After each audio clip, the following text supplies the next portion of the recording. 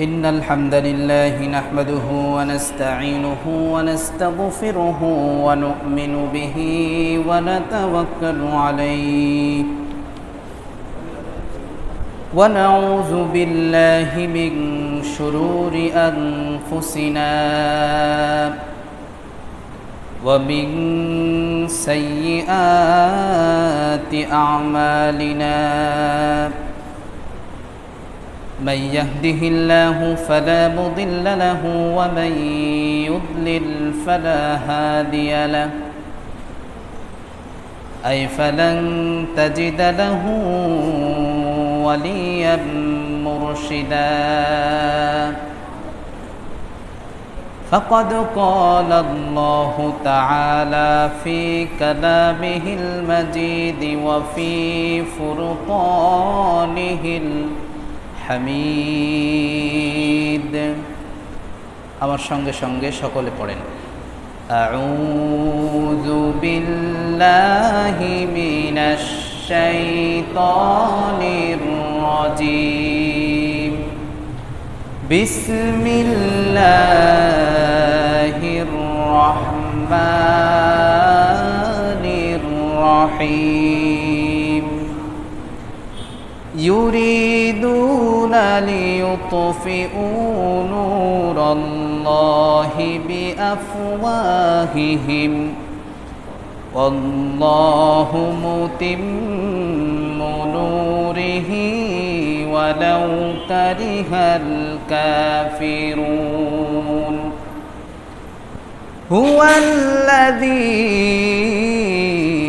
أرسل رسوله بالهدى ودين الحق ليظهره على الدين كله ولو كره المشركون وقال تعالى في شان حبيبه كلامه الحكيم إن الله وملائكته يصلون على النبي يا أيها الذين آمنوا صلوا عليه وسلموا تسليما اللهم صل على سيدنا مولانا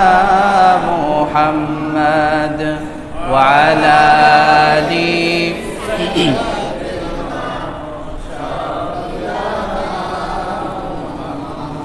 اللهم صل على سيدنا مولانا محمد وعلى آله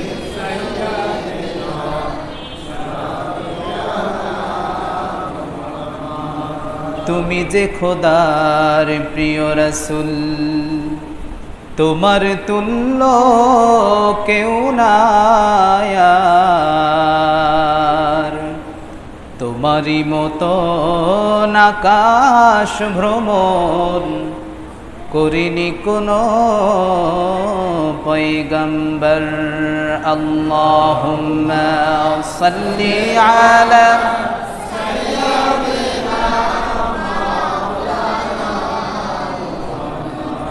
وعلى آل سيدنا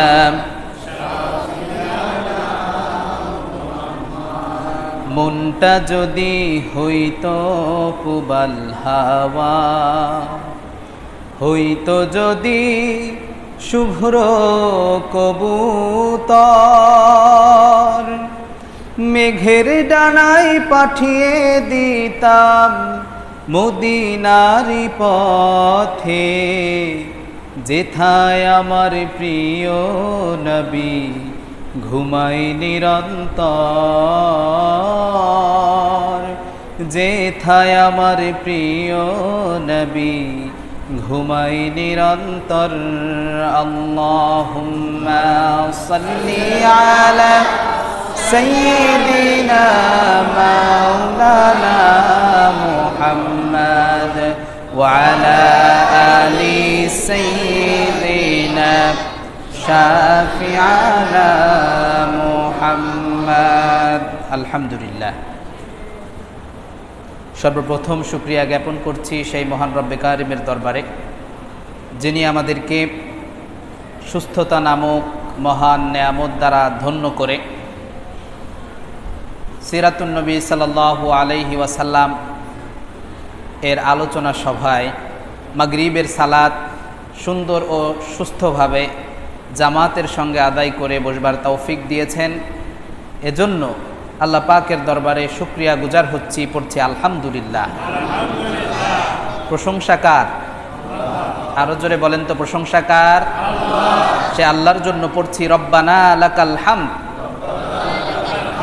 হামদান কাসীরান তাইয়িবান মুবারাকান ফীহি লাকাল হামদ বিল ইসলাম লাকাল হামদ বিল কুরআন লাকাল হামদ ইয়া রব কামা ইয়ামবাগি লিজালালি ওয়াজহিক ওয়া আযীমি সুলতানিক। আমরা প্রশংসা করেছি কার বলেন তো? লাভ হয়েছে কার? আল্লাহর লাভ হয়েছে। লাভ কাদের হয়েছে? আমাদের হয়েছে লাভ। আমার প্রিয় ভাইয়েরা, যে দোয়াগুলো স্বাভাবিকভাবে হামদ, আমরা এই যে প্রথমে যে সুরে সুরে যে দোয়াগুলো পড়লাম দুরূদ শরীফের পরে, এগুলো হলো আল্লাহ রাব্বুল আলামিনের হামদ, প্রশংসা। আল্লাহর প্রশংসা, আল্লাহ রাব্বুল আলামিনের প্রশংসা যত বেশি করব লাভ কাদের? আমাদের। প্রশংসা কেনই বা করব না?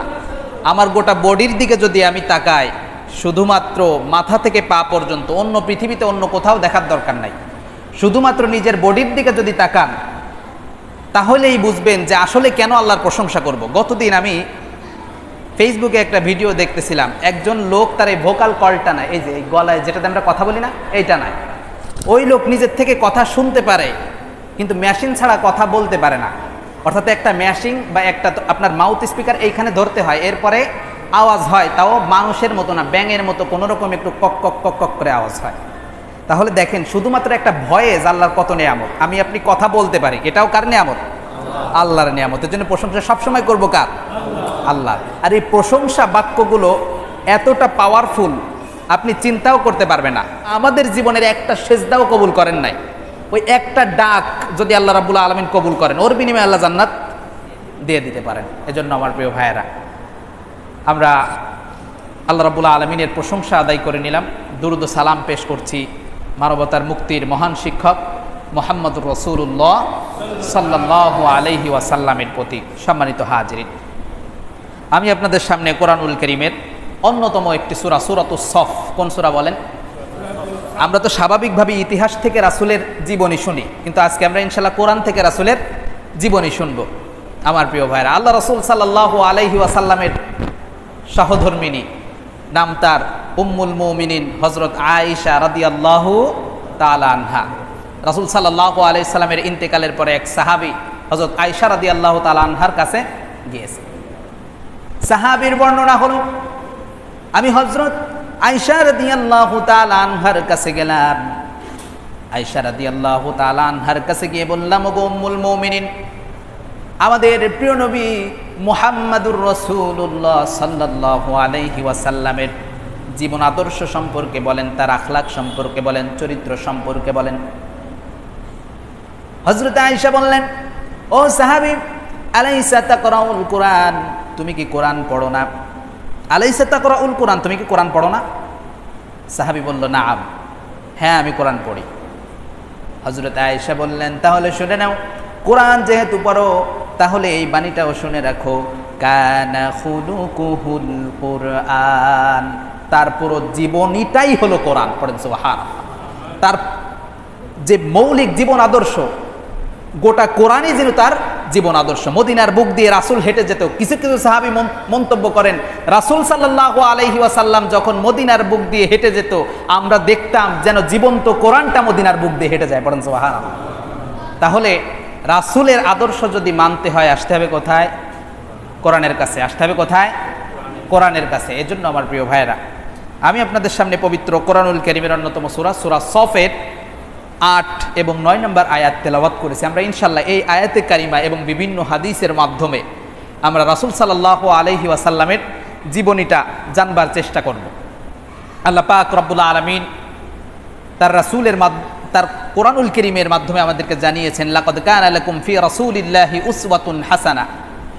বিশ্বনবীজি সাল্লাল্লাহু আলাইহি ওয়াসাল্লামের আদর্শের ভেতরেই তোমাদের জন্য উত্তম আদর্শ রয়েছে, তার জীবন আদর্শের ভেতরেই তোমাদের জন্য উত্তম আদর্শ রয়েছে। অর্থাৎ যদি কোনো আদর্শ গ্রহণ করতে হয় সেটা নিতে হবে কার কাছ থেকে? আল্লাহ রাসূল সাল্লাল্লাহু আলাইহি ওয়াসাল্লামের কাছ থেকে। অন্য কোনো ব্যক্তির জীবন আদর্শ প্রণয়ন করা হারাম। প্রণয়ন করা কি? হারাম। কিন্তু আমরা এটা অনেকে বুঝি না। আলোচনা সামনে ইনশাল্লাহ আসতেছে। আমার প্রিয় ভাইরা, সূরাতুস সফ, এই সফ শব্দের অর্থ হলো কাতারবন্দী হওয়া সেনাবাহিনী। কাতারবন্দী হওয়া কি? সেনাবাহিনী, অর্থাৎ একটা সুশৃঙ্খল সেনাবাহিনী। সূরাতুস সফ নাজিল হওয়ার প্রেক্ষাপটটা হলো আল্লাহ রাসূলের সাহাবী তারা মসজিদে নববীতে বা অন্য কোনো একটা স্থানে এক জায়গায় গোল হয়ে বসে আছেন। এক জায়গায় গোল হয়ে বসে আছেন। গোল হয়ে বসে তারা একজন আরেকজনের কাছে জিজ্ঞাসা করতেছে, আচ্ছা বলো তো আল্লাহর কাছে সব থেকে প্রিয় আমল কোনটা? আল্লাহর কাছে সব থেকে প্রিয় আমল কোনটা? যদি জানতাম তাহলে ওই আমলটা করে আল্লাহর সব থেকে প্রিয় হয়ে যেতাম। পড়েন সুবহানাল্লাহ। তারা চায়ের দোকানে বসলে এই গল্পগুলো করত। আর আমাদের চায়ের দোকানে বিবিসি নিউজ চলে। আমাদের চায়ের দোকানে সব ওই বাড়ি কি হয়েছে, ওই পাশে কে ব্যবসা করতে যে লস খাইছে, কে কার পেছনে লাগছে, ইত্যাদি ইত্যাদি। গল্পের শেষ নয়। অর্থাৎ এমন গল্প করি আমরা যেই গল্পের মাধ্যমে কোনো ফায়দা নাই। কিন্তু আল্লাহ রাসূলের সাহাবীরা যেখানে তিন মাথায় এক হইতো, যেখানেই তারা কয়েকজন বসে থাকতেন, সেখানেই তারা এই নিয়ে আলোচনা করতেন যে কিসের মাধ্যমে আল্লাহর প্রিয় হওয়া যায়। তুমি যদি জানো আমাকে বলো, আমি সেই আমলটা করতে চাই। একজন আরেকজনের সাথে প্রতিযোগিতা করতেন। ও তাহাজ্জুদের নামাজ পড়ে, আজকে থেকে আমি আরও আগে উঠে তাহাজ্জুদ পড়ব, এইভাবে প্রতিযোগিতা করতেন। আল্লাহ রাসূলের ওই সাহাবীরা প্রতিযোগিতা করছেন, জানার জন্য প্রতিযোগিতা করেন। এই সময়ে আল্লাহ রাব্বুল আলামিন উপর থেকে তো সেটা দেখেন যে তার বান্দারা কি করে। আল্লাহ রাসূল সাল্লাল্লাহু আলাইহি ওয়াসাল্লামের সাহাবীরা বসে পড়ে গবেষণা করে কিভাবে আল্লাহর প্রিয় হওয়া যায়।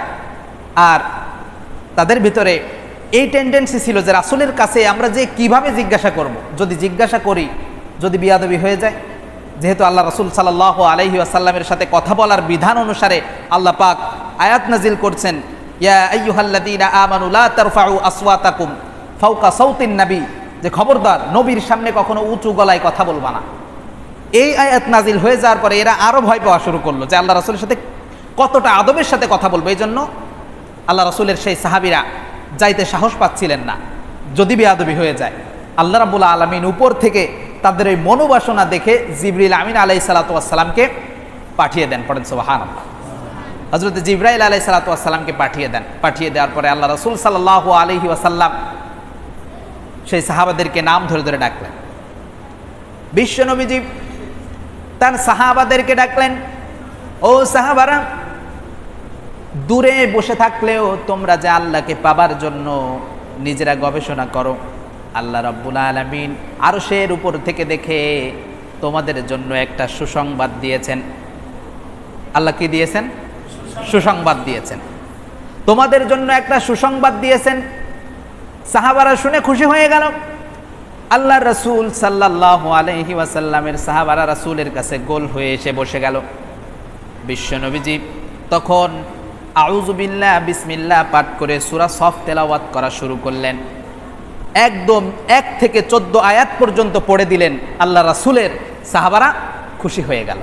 অর্থাৎ সূরা সফের ভেতরেই তারা যে আমলগুলা খুঁজতেছিল, আল্লাহর প্রিয় হয়ে যাবার যে আমলগুলা খুঁজতেছিল, এগুলো আল্লাহ রাব্বুল আলামিন এই সুসংবাদ আমি যে সূরার আয়াত তেলাওয়াত করেছি এই সূরার ভিতরে দিয়ে দিয়েছেন। পড়েন সুবহানাল্লাহ। আমার প্রিয় ভাইয়েরা, তো এটা ছিল এই সূরার নাজিলের প্রেক্ষাপট। একটা বিষয় আমাদের পরিষ্কার হওয়ার দরকার। বিষয়টা হলো বর্তমান বাংলাদেশে আপনার এই মিলাদুন নবী আর সিরাতুন নবী নিয়ে মারামারি করে মাথা পর্যন্ত ফাটিয়ে ফেলেছে। একদিন খবরে দেখলাম মাথা ফাটাই ফেলছে একদল মিরাজুন নবী আর একদল কি নবী? সিরাতুন নবী। এই নিয়ে শুধুমাত্র সঠিক বিষয়টা না বোঝার কারণে, সঠিক বিষয়টা উপলব্ধি না করার কারণে। আমার প্রিয় ভাইয়েরা, আমরা যদি একটু এই বিষয়টা নিয়ে আলোচনা করি, মিলাদুন নবী কি আর সিরাতুন নবী কি? মিলাদুন নবী কি আর সিরাতুন নবী কি? মিলাদুন শব্দটা আসছে ওয়ালাদা ইয়ালিদু থেকে, অর্থাৎ জন্মগ্রহণ করা। অর্থাৎ এই মিলাদুন নবী হচ্ছে রাসূলের জন্মক্ষণ, রাসূলের জন্ম, জাস্ট জন্ম। আর সিরাতুন নবী হলো রাসূলের গোটা জীবন আদর্শ। এখন বলেন, রাসূল সাল্লাল্লাহু আলাইহি সাল্লাম যেভাবে জন্মগ্রহণ করছে, আমরা আজীবন চেষ্টা করলেও সে আরবে গিয়ে মা আমিনার পেট থেকে জন্মগ্রহণ করতে পারবো? পারবো না। আর জন্মক্ষণ, জন্মক্ষণ হচ্ছে আপনার কয়েক মিনিটের বিষয়। একটা বাচ্চা জন্ম হইতে কতক্ষণ লাগে বলেন? আহামরি বেশিক্ষণ লাগে? লাগে না। রাসূল সাল্লাল্লাহু আলাইহি ওয়াসাল্লামের যদি আমরা বলি মিলাদুন নবী পালন করব, তাহলে ওই জন্ম ওইভাবে হইতে হয়, মা আমিনার পেট থেকে হওয়া লাগবে, আরবে যাওয়া লাগবে, আর ওই সময়টুকু শুধু পালন করা লাগবে, কয়েক মিনিট। তা আমরা কি রাসূলকে কয়েক মিনিটের জন্য ভালোবাসি নাকি সারা জীবন দিয়ে ভালোবাসি? আরো জোরে বলা লাগবে, সারা জীবন দিয়ে ভালোবাসি না রাসূলকে? এই জন্য আমরা শুধু না বোঝার কারণে একজন একজনের মাথা ফাটিয়ে ফেলাচ্ছি, শুধুমাত্র না বোঝার কারণে। আমরা এই জন্য এই মাহফিলটার নাম দিয়েছি সিরাতুন নবী মাহফিল, অর্থাৎ রাসূলের গোটা জীবন আদর্শকে আমরা পালন করে জান্নাতবাসী হতে চাই। পড়েন সুবহানাল্লাহ। এই জন্য আমার প্রিয় ভাইয়েরা, বুঝতে হবে বিষয়টা। এজন্য আল্লাহ রাসূল বলেছেন, তলাবুল ইলমি ফারিদাতুন আলা কুল্লি মুসলিম। প্রত্যেক মুসলমানের জন্য কোনটা হালাল কোনটা হারাম, আমার জীবনে আমি কি পালন করব, কোনটা পালন করব আর কোনটা পালন করব না, এই বিষয়গুলো ন্যূনতম যেন বিবেক বলে দেয়, এই পর্যন্ত লেখাপড়া করা এটা ফরজ প্রত্যেক মুসলমানের জন্য। কিন্তু এই যে বিষয়টা বলা হলো, আজকে কুইজ প্রতিযোগিতা নেওয়া হলো, সাধারণ প্রশ্ন করা হয়েছে, একদম সাধারণ। রাসূলের পিতার নাম কি, মাতার নাম কি? এগুলো আমরা ক্লাস 3-তে থাকতে পরিবার থেকে শিখছি, পরিবার থেকে শিখছি। বাবা মা গল্প করতো যে রাসূল সাল্লাল্লাহু গল্প স্বরে বলতো, কিন্তু এখন এই গল্পগুলোও বন্ধ হয়ে গেছে। এখন আর বাবা মা তাদেরকে গল্প শোনায় না, ছোটোবেলা থেকে হয়তো ফ্রি ফায়ার কিংবা আপনার গেমে আসক্ত হয়ে পড়ে, যার কারণে বাবা মা এসব গল্প বলারও সুযোগ পায় না। আমার প্রিয় ভাইয়েরা, এটা আসলে অনেক দুঃখজনক বিষয় যে আমরা মুসলমান হচ্ছি, একটা ছেলে ক্লাস 8-9-এ পড়তেছে, অথচ সে রাসূলের জীবনী সম্পর্কে জানে না। এই জন্য বেশি বেশি করে রাসূলের সিরাত সম্পর্কে আলোচনা করার দরকার। আমি সংক্ষিপ্তভাবে রাসূল সাল্লাল্লাহু আলাইহি ওয়াসাল্লামের শুরু থেকে তার বেড়ে ওঠাটা ইনশাল্লাহ বর্ণনা করব, এরপরে এই আয়াতের আলোকে কথা বলবো। একটু মনোযোগ দিবেন, যেহেতু আমাদের সময় অতি স্বল্প।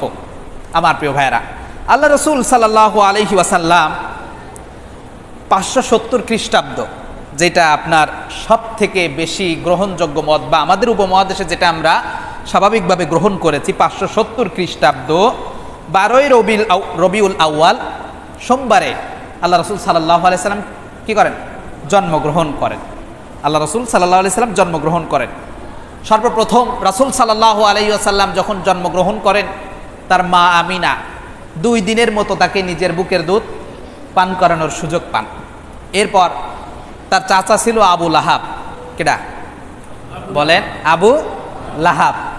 এটা কিন্তু রাসূলের আপন চাচা, রাসূলের আপন চাচা আবু লাহাব, কিন্তু জেহেল কিন্তু আপন চাচা না।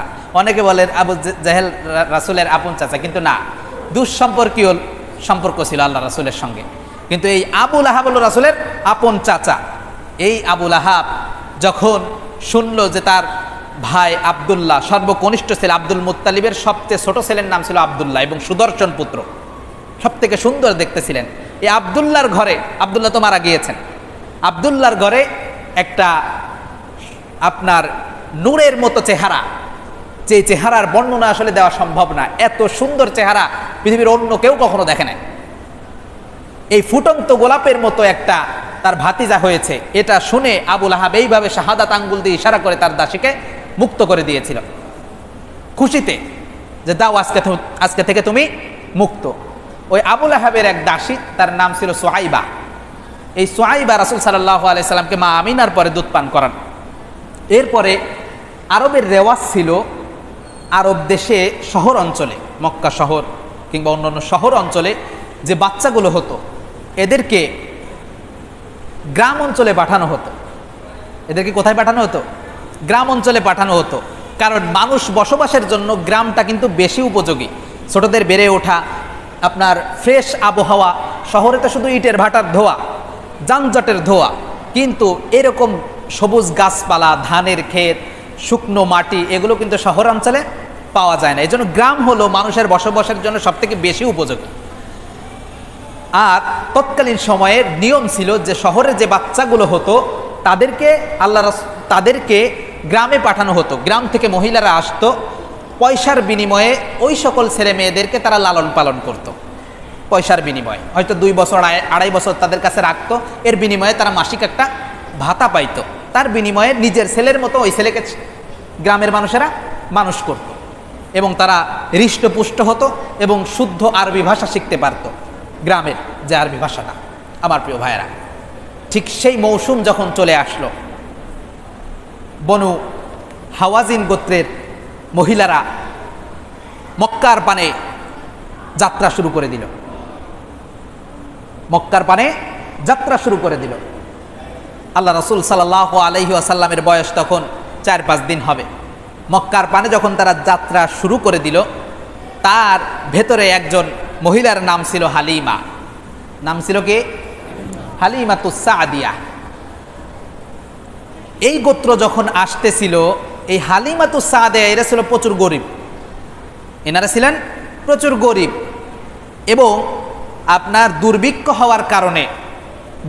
হওয়ার কারণে কিছু না খেতে পারার কারণে তার কোলে যে একটা দুধের বাচ্চা ছিল সেও দুধ পাইতো না, এরকম একটা অবস্থা। আর সে যে গাধাটা নিয়ে মক্কার পানে আসতেছে সেটাও সব থেকে আপনার কি বলে হাড়গোড় বের হয়ে গেছে, এমন দুর্বল, হাড়গোড় বের হয়ে গেছে। সবাই তাকে উল্টাপাল্টা কথা বলে, কি ব্যাপার, কি একটা গাধা নিয়ে আসছো, তোমার জন্য তো মক্কায় পৌঁছাতে অন্য মহিলারা বাচ্চা নিয়ে যাবে, আমরা তো পারবোই না কিছু, আমরা তো ভালো কোনো ধনী পরিবারের বাচ্চা নিতে পারবোই না, কি ব্যাপার। হযরতে হালিমাতুস সাদিয়া এইভাবে প্রত্যেকের রুষ্ট ভাষাগুলো তিনি অবলোকন করতে লাগলেন, শুনতে লাগলেন। মক্কার বুকে যখন হযরতে হালিমা পৌঁছে গেলেন, পৌঁছে যাবার পরে মক্কার অভ্যন্তরে দাঁড়িয়ে কাবার মুতাওয়াল্লি আব্দুল মুত্তালিব, রাসূল সাল্লাল্লাহু আলাইহি ওয়াসাল্লামের দাদা, নাম তার আব্দুল মুত্তালিব, তিনি মক্কার বুকে দাঁড়িয়ে বনু সাদ গোত্রের মহিলাদেরকে তিনি আহ্বান করছেন, আমার ঘরে একটা এতিম বাচ্চা আছে, নিয়ে যেতে পারো। দুঃখজনক হলেও সত্য, আজকের জামানায় যেমন শুধু সবাই টাকা পয়সা খোঁজে, ওই জামানায়ও কিন্তু সবাই টাকা পয়সা খুঁজত। এজন্য সবার নজর হলো ধনীর দুলালের দিকে, গরিবের ঘরে কেউ আসে না। এই আব্দুল মুত্তালিব ইনি যদিও কাবার মুতাওয়াল্লি, কুরাইশদের নেতা ছিলেন, কিন্তু সৎভাবে থাকার কারণে তার একটু ধন সম্পদ অন্যদের তুলনায় কম ছিল। আজকের জামানায়ও দেখবেন যে সৎভাবে যারা থাকে তারা কিন্তু আহামরি বিলাসিতা করতে পারে না। এজন্য রাসূল সাল্লাল্লাহু আলাইহি সাল্লামের বংশগুলো এগুলো হলো সৎ বংশ। তার দাদাও কি একজন ভালো মানুষ ছিলেন, তার বাবা যেমন একজন ভালো মানুষ ছিলেন, তার দাদাও একজন ভালো মানুষ ছিলেন, কাবার একজন খাদেম ছিলেন। তিনি ঘোষণা দিচ্ছেন যে আমার ঘরে একটা এতিম বাচ্চা আছে, যদি মন চায় নিয়ে যেতে পারো। কেউ আসে না, এরকম একটা অবস্থা। অবশেষে ভাগ্যবতী মহিলা হযরতে হালিমাতুস সাদিয়ার দেখা মিলল। হযরতে হালিমাতুস সাদিয়াকে বলা হলো, হালিমা, আমার ঘরে একটা এতিম বাচ্চা আছে, যদি মন চায় নিয়ে যেতে পারো। হযরতে হালিমা প্রথমে তিনি অস্বীকৃতি জানালেন। সিরাতে ইবনে হিশামের বর্ণনা বলছি, প্রথমে তিনি অস্বীকৃতি জানালেন, এরপরে সামনে এগিয়ে গেলেন। সামনে এগিয়ে যাওয়ার পরে দেখলেন আর কোনো বাচ্চা নাই। স্বামীর সঙ্গে পরামর্শ করে দেখলেন খালি হাতে ফিরে যাওয়ার থেকে একটা বাচ্চা যদি নিয়ে যায়, সেটার বিনিময়ে আল্লাহ তাআলা বরকত দিতে পারে। সেটার বিনিময়ে আল্লাহ কি দিতে পারে? বরকত দিতে পারে। স্বামীর সঙ্গে তিনি পরামর্শ করলেন যে কি করা যায়। স্বামী বললেন, অনুমতি দিলেন। তখন তিনি বললেন যে আচ্ছা, আমি বাচ্চাটাকে দেখতে চাই, আব্দুল মুত্তালিব তাকে পারমিশন দিলেন, তিনি ঘরের ভেতরে গেল। হযরতে হালিমাতুস সাদিয়া বর্ণনা করেন, আমি যখন শিশু মুহাম্মদ সাল্লাল্লাহু আলাইহি ওয়াসাল্লামের ঘরে গেলাম, শিশু মুহাম্মাদের ঘরে যখন আমি গেলাম, আমার হাতে যখন আমিনা মুহাম্মদ সাল্লাল্লাহু আলাইহি ওয়াসাল্লামকে তুলে দিল, মুহাম্মদ সাল্লাল্লাহু আলাইহি ওয়াসাল্লামকে যখন আমার হাতে দিল, আল্লাহর কসম করে বলি কোনো সাধারণ পুত্রকে আমি দেখি নাই।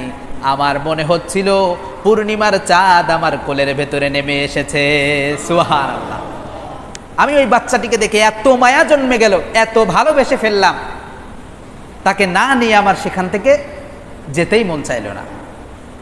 শুধু এই পর্যন্তই শেষ নয়, হযরতে হালিমাতুস সাদিয়া রাদিয়াল্লাহু তাআলা আনহা তিনি বর্ণনা করেন, মুহাম্মদ সাল্লাল্লাহু আলাইহি ওয়াসাল্লামকে যখন থেকে আমি আমার কোলে নিয়েছি, কোলে নেওয়ার পর থেকে আল্লাহ রাব্বুল আলামিন আমার পরিবার সহ আমার নিজেকেও বরকত দ্বারা পরিপূর্ণ করে দিয়েছেন। বরকত দ্বারা কেমনে পরিপূর্ণ করেছেন নিজের মুখে বর্ণনা করেন।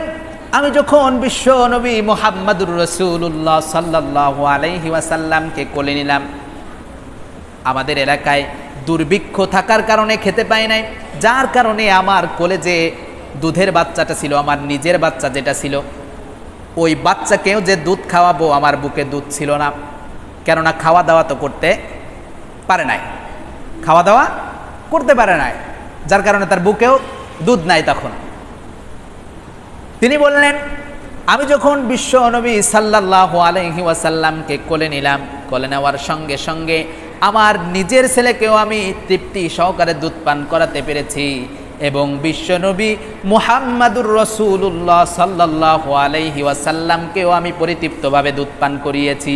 সুবহানাল্লাহ। তিনি বলেন এই পর্যন্তই শেষ নয়, আমি যখন আমার গাধার কাছে গেলাম, গাধার কাছে যাওয়ার পরে দেখলাম আমার যেই গাধাটা সব থেকে দুর্বল ছিল, গাধার উপরে ওঠার সঙ্গে সঙ্গে আমার আগে যে মহিলারা বাচ্চা নিয়ে গেছিল, আমার ওই গাধাটা এত হৃষ্টপুষ্ট হয়েছে, এত দ্রুত গতি সম্পন্ন হয়েছে। আগে যে মহিলারা বাচ্চাগুলো নিয়ে, ধনির বাচ্চাগুলো নিয়ে চলে যায়, আমার ওই দুর্বল গাধাটায় আল্লাহ রাব্বুল আলামিন এত বরকত দিয়ে পরিপূর্ণ করে দিয়েছেন যে ওই আগের মহিলাদের থেকেও আমি হালিমা ওই গাধা নিয়ে সব থেকে আগে চলে গেলাম। সবাই আমাকে ডাকে, ও হালিমা শোনো শোনো, এটা কি ওই গাধা নাকি যেই গাধা তুমি কিছুক্ষণ আগে আমাদের সঙ্গে নিয়ে মক্কায় প্রবেশ করলে, যেই গাধাটা হাঁটতে পারতো না, তোমাকে বারবার পেছন দিক দিয়ে টেনে নিয়ে আসলাম, এটা কি ওই গাধা নাকি? হযরতে হালিমা মুস্কি এসে উত্তর দিলেন, হ্যাঁ এটা সেই গাধা। আর কিছু বলেন নাই। সবার আগে তিনি বাড়ি পৌঁছে গেলেন। বাড়ি পৌঁছে গিয়ে তো আরো অবাক, যখন তার স্বামী তার বকরিদেরকে, ছাগলদেরকে, গৃহপালিত পশুদেরকে ঘাস খাওয়ানোর জন্য, খাবার খাওয়ানোর জন্য মাঠে নিয়ে গেল, রৌদ্রের তাপে যেই ঘাসগুলো পুড়ে একদম মাটি দেখা যাচ্ছিল, সেখানে সবুজ সবুজ ঘাস আল্লাহ রাব্বুল আলামিন জন্মে দিয়েছেন। হযরতে হালিমাতুস সাদিয়া বলেন, ওই দিন রাতে আমরা আমাদের বকরি থেকে এতটা দুধ দহন করলাম, এতটাই দুধ পেলাম যে নিজেরা খাওয়ার পরে প্রতিবেশীদেরকেও আমরা বিলিয়ে দিলাম। প্রতিবেশীরা বলল, হালিমা তোমাদের অবস্থা তো ভালো ছিল না, ঘটনা কি আরবে গিয়ে কি আমাদের থেকেও অনেক বড় লোকের সন্তান তুমি পাইছো নাকি? কি জিজ্ঞেস করে, আরবে গিয়ে আমাদের থেকে বড় লোকের সন্তান পাইছো নাকি, যে তুমি নিজেই খাইতে পারতে না আর এখন এসে আমাদেরকে উল্টা দিচ্ছ, ঘটনা কি? হযরতে হালিমা বললেন, আমি এমন একটা শিশু পুত্রকে আমার কোলে নিয়েছি, আমার মনে হচ্ছে এই পুত্রর ভেতরে আল্লাহ রাব্বুল আলামিন বরকত দিয়ে পরিপূর্ণ করে দিয়েছেন। এই পুত্রকে যখন আমি কোলে নিয়েছি তখন থেকেই শুধু বরকত আর বরকত। আর আজকে রাতে আপনার ভাই যখন দুধ দোয়ানোর জন্য গেল, এত পরিমাণে দুধ হয়েছে যে ওই দুধ রাখার পাত্র আমাদের ঘরে নাই, আর ওই দুধগুলো আমরা নিজেরাও পরিতৃপ্তি সহকারে খেয়েছি, আমার ছেলে মেয়েদেরকে দিয়েছি, আর এত দুধ রয়ে গেছে, এগুলো যদি প্রতিবেশীদেরকে না দেই নষ্ট হয়ে যাবে। হযরতে হালিমাতুস সাদিয়া এই বর্ণনা শুনে প্রতিবেশী সবাই বলতো, হযরত হালিমার বকরিগুলো, হযরতে হালিমার গাধাগুলো যেখানে ঘাস খায় তোমরা ওইখানে নিয়ে ঘাস খাওয়াও, দেখবা তোমাদের গাভীগুলো মোটা হবে, তোমাদের বকরিগুলোও মোটা হবে। কিন্তু আমি প্রশ্ন রাখতে চাই আমার প্রিয় ভাইয়েরা, ওগুলো কি ঘাস খাওয়ার জন্য হয় নাকি এগুলো আল্লাহর বরকত? লক্ষ লক্ষ কোটি টাকা অনেক মানুষ উপার্জন করে, কিন্তু রাতের বেলায় ট্যাবলেট না খাইলে ওদের ঘুম হয় না, এমন মানুষ আমাদের আশেপাশে আছে না নাই? আবার সারাদিন ভ্যান চালায়, মাত্র 500 টাকা ইনকাম করেও এশার নামাজ পড়ে ঘুমিয়ে যায়, লম্বা একটা ঘুম দেয়, ফজরের আগে মসজিদে এসে আল্লাহর দরবারে হাজিরা দিয়ে আবার ভ্যান নিয়ে বের হয়ে যায়। এর কাছে গিয়ে একটু শুনবেন আসলে সুখ মানে কি, এর কাছে গিয়ে শুনবে যে সুখ মানে কি, ইনি উত্তর দিতে পারবে। কিন্তু শুধুমাত্র লক্ষ কোটি টাকা হইলেই যে হয় না, কেননা যেই টাকার ভেতরে, যেই ইনকামের ভেতরে আল্লাহ রাব্বুল আলামিন বরকত দিয়ে পরিপূর্ণ করেছেন, একমাত্র ওই ইনকামটাই আপনার জন্য শান্তি বয়ে আনবে। কিন্তু যেটা হারাম ইনকাম, ওই ইনকাম দ্বারা আপনার টেনশন এবং আপনার রোগ ব্যাধি সারাইতে সারাইতে আপনি কিছু খাওয়ারও সময় পাবেন না, এমন একটা অবস্থা। আমার প্রিয় ভাইয়েরা, হালিমাতুস সাদিয়া বললেন, মূলত আল্লাহ পাক রব্বুল আলামিন আমাদের ঘরে বরকত ঢেলে দিয়েছেন, এটা হলো বরকতের পাওয়ার। এটা কিসের পাওয়ার? বরকতের পাওয়ার। হযরতে হালিমাতুস সাদিয়ার কাছে আল্লাহ রাসূল সাল্লাল্লাহু আলাইহি ওয়াসাল্লাম 2.5 বছর ধরে মানুষ হলেন। কত বছর? 2.5 বছর ধরে আল্লাহ রাসূল সাল্লাল্লাহু আলাইহি সাল্লাম মানুষ হলেন। স্বাভাবিকভাবে 2.5 বছর পর্যন্ত দুধ পান করানোর নিয়ম। তখন তিনি চিন্তা করলেন যে তাকে দিয়ে আসার দরকার, তাকে দিয়ে আসার দরকার। কিন্তু আবার চিন্তা করলেন যে এই শিশুটি এতই বরকতময় যে একে ছাড়তেই মন চাচ্ছে না। কেননা আল্লাহ পাক রব্বুল আলমিনের বিশ্বনবী যেই ঘরে, আল্লাহ রাব্বুল আলমিনকে তাকে কোনো খারাপ অবস্থায় লালন পালন করবেন? ভিআইপি অবস্থায় লালন পালন করবেন। এই জন্য যার ঘরে পাঠাইছেন তার ঘরটাকে আল্লাহ রাব্বুল আলমিন ভিআইপি ঘর বানায় দিচ্ছেন। সুবহানাল্লাহ, তার ঘরটাকে আল্লাহ কি বানায় দিচ্ছেন? ভিআইপি ঘর বানায় দিচ্ছেন। আল্লাহ পাক রব্বুল আলমিন তার প্রিয় হাবিব সাল্লাল্লাহু আলাইহি ওয়াসাল্লামকে ছোট থেকে লালন পালন করতে লাগলেন। আমার প্রিয় ভাইয়েরা, একটা শিক্ষা এই ছোট্ট বয়সেও আছে। রাসূল সাল্লাল্লাহু আলাইহি ওয়াসাল্লামের যে অনুকরণীয় দিক যে শুধুমাত্র তার 23 বছর, বিষয়টা এমন না। রাসূল সাল্লাল্লাহু আলাইহি ওয়াসাল্লামের গোটা জীবনই মুসলমানের জন্য শিক্ষার বিষয়। গোটা জীবন মুসলমানের জন্য কিসের বিষয় বলেন তো? শিক্ষার বিষয়। আল্লাহ রাসূল সাল্লাল্লাহু আলাইহি ওয়াসাল্লাম যখন 2.5 বছর বয়স হালিমাতুস সাদিয়ার দুধ পান করেন, আল্লাহ রাসূল তখনই আমাদেরকে ইনসাফ শিক্ষা দিয়েছেন। কি শিক্ষা দিয়েছেন? ইনসাফ শিক্ষা দিয়েছেন, ন্যায় বিচার শিক্ষা দিয়েছেন। আপনারা বলবেন কেমনে শিক্ষা দিয়েছেন? হযরতে হালিমাতুস সাদিয়া বলছেন অবাক করা তথ্য। তিনি বলেন, শিশুপুত্র মুহাম্মদুর রাসূলুল্লাহ সাল্লাল্লাহু আলাইহি ওয়াসাল্লামকে আমি যখন দুধ পান করাতাম, আমি তাকে এক পাশের দুধটাই কেবল পান করাতে পেরেছি। অন্য পাশের দুধ যখন তাকে আমি পান করানোর জন্য জোর করতাম, কখনোই সেই জোর করলেও কোনো কাজ হয় নাই, সেই দুধও সে কখনো পান করে নাই। আমি পরক্ষণে কয়েকদিন পরে বুঝতে পারলাম তার বয়সে আমার আরও একটা ছেলে আছে, অর্থাৎ যেই ছেলেটা মুহাম্মদ সাল্লাল্লাহু আলাইহি সাল্লামের সম্পর্কে দুধ ভাই হয়। কি হয়? দুধ ভাই হয়। তো এই জন্য রাসূল সাল্লাল্লাহু আলাইহি ওয়াসাল্লাম এক পাশের স্তন থেকে বুকের দুধ পান করতেন, কারণ যাতে তার দুধ ভাই ওই হালিমার পুত্র সেও যেন অন্য পাশের স্তন থেকে দুধ পায়। একাই যদি সব দুধ তিনি পান করে নেন তাহলে তার ভাই তো দুধ পাবে না। এই জন্য ছোট্ট কাল থেকে আল্লাহ রাসূল আমাদেরকে শিক্ষা দিয়েছেন ইনসাফের শিক্ষা। আল্লাহ রাসূল ইনসাফের শিক্ষা দিয়েছেন। হালিমাতুস সাদিয়া বলতেন যে আমি কখনোই মুহাম্মদ সাল্লাল্লাহু আলাইহি ওয়াসাল্লামকে অন্য পাশের দুধ পান করাইতে পারি নাই। পরে আমি বুঝতে পারলাম যে আমারও তো একটা দুধের বাচ্চা আছে, ও যদি সব খেয়ে নেয় তাহলে আমার বাচ্চাটা তো দুধ পাবে না। এই জন্য মুহাম্মদ সাল্লাল্লাহু আলাইহি ওয়াসাল্লাম এক পাশের দুধকে সবসময় পান করতেন। এখান থেকে আমরা ইনসাফের শিক্ষাটা পাই। আল্লাহ রাসূল সাল্লাল্লাহু আলাইহি ওয়াসাল্লামকে দিয়ে আসতে যাবেন যখন 2.5 বছর বয়স, আমিনার কাছ থেকে পারমিশন নিয়ে আরও কয়েক বছর রেখে দিলেন, কারণ এই শিশুটা হলো বরকতময়, তাদের পরিবার সচ্ছল হচ্ছিল, ভালো যাচ্ছিল, রেখে দিলেন তাকে। আল্লাহ রাসূল সাল্লাল্লাহু আলাইহি ওয়াসাল্লাম বেড়ে উঠতে লাগলেন। ইতিমধ্যে রাসূল সাল্লাল্লাহু আলাইহি ওয়াসাল্লামের বোন, দুধ বোন সাইমা, তিনি এসে বললেন যে মা, মুহাম্মদকে মনে হয় কে হত্যা করছে। মুহাম্মদকে কি করছে? হত্যা করছে। তখন গিয়ে দেখলো যে মুহাম্মদ সাল্লাল্লাহু আলাইহি ওয়াসাল্লাম একটা গাছের কাছে হেলান দিয়ে বসা। জিজ্ঞাসা করা হলো, বাবা তোমার কি হয়েছে? তিনি কোনো কথা বলেন না। পাশের ছেলেরা বলল যে আমরা দেখলাম দুজন সাদা কাপড় পরিহিত ব্যক্তি আসলো এবং মুহাম্মদ সাল্লাল্লাহু আলাইহি ওয়াসাল্লামকে শুইয়ে দিয়ে তার বুক চিরে ফেললো এবং একটা বাটিতে করে পানি ছিল সেটা দিয়ে ধুয়ে ফেললো। আমার প্রিয় ভাইয়েরা, মূল কথা হলো রাসূল সাল্লাল্লাহু আলাইহি ওয়াসাল্লামের শাক্কে সদর, অর্থাৎ ইংলিশে যেটাকে বলে ওপেন হার্ট সার্জারি, আপনার সিনা চাক। আল্লাহ রাব্বুল আলামিন যেহেতু তাকে বিশ্বনবী বানাবেন, পুরো বিশ্বের জন্য তাকে অনুকরণীয় আদর্শ বানাবেন, তিনি তো একজন মানুষ। তিনি কি একজন মানুষ? মানুষের ভেতরে কিন্তু মানবীয় গুণাবলী থাকাটা স্বাভাবিক, স্বাভাবিক না?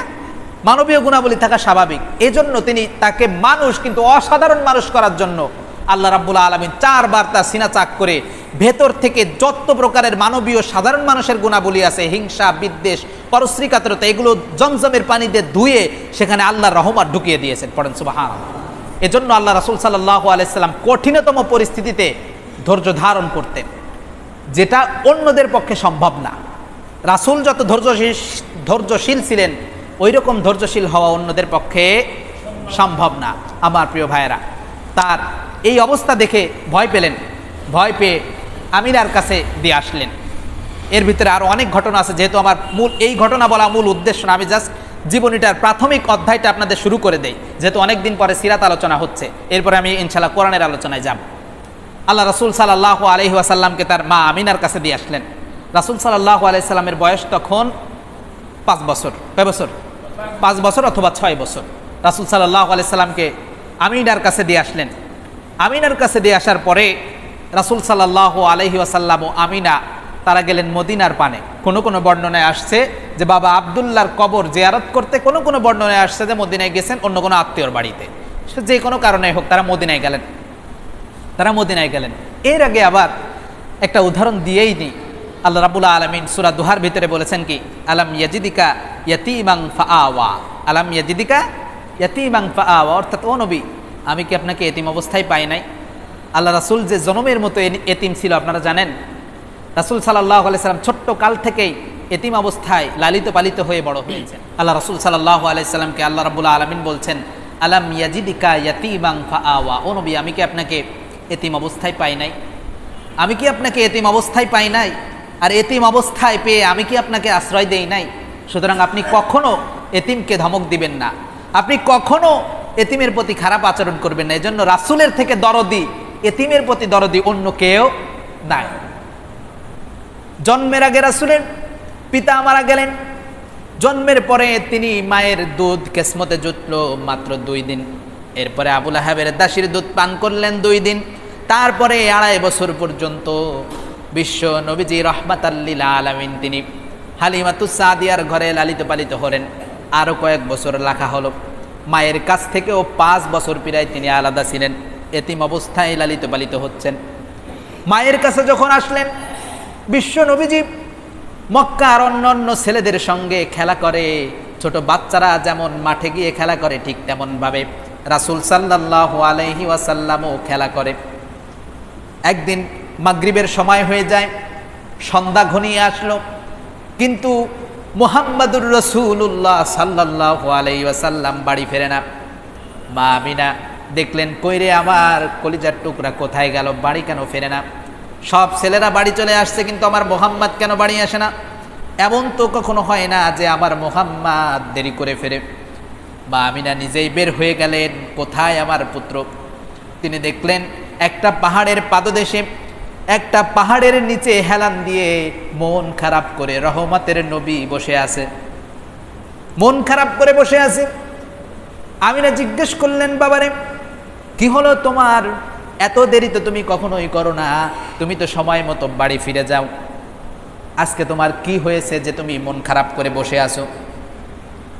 আল্লাহ রাসূল সাল্লাল্লাহু আলাইহি ওয়াসাল্লাম বললেন, আম্মা জান, প্রতিদিন আমি যাদের সঙ্গে খেলা করি, প্রতিদিন যাদের সঙ্গে আমি বিকালবেলা খেলা করি, সময় যখন হয়ে যায়, সন্ধ্যা যখন ঘনিয়ে আসে, রাত যখন ঘনিয়ে আসে, কিছু মুরব্বী শ্রেণীর লোকেরা আসে যারা তাদের ছেলেদেরকে আব্দুর রহিম, আব্দুল গফফার বলে ডাক দেয়। আর ছেলেরা দৌড়ে চলে যায় তাদের বাবার কাছে, দৌড়ে গিয়ে তারা তাদের বাবার কোলে উঠে, তাদের বাবারা তাদেরকে 2 গালে চুমো দেয় আর হাত ধরে বাড়িতে নিয়ে যায়। এতদিন ধরে মক্কার বুকে আমি খেলাধুলা করি গো মা, সবার বাবা আসে, সবাইকে নাম ধরে ডাক দেয়, কিন্তু একটা দিনও তো আমাকে বিকালবেলা বা সন্ধ্যাবেলা কেউ এসে মুহাম্মদ বলে ডাক দিল না গো মা।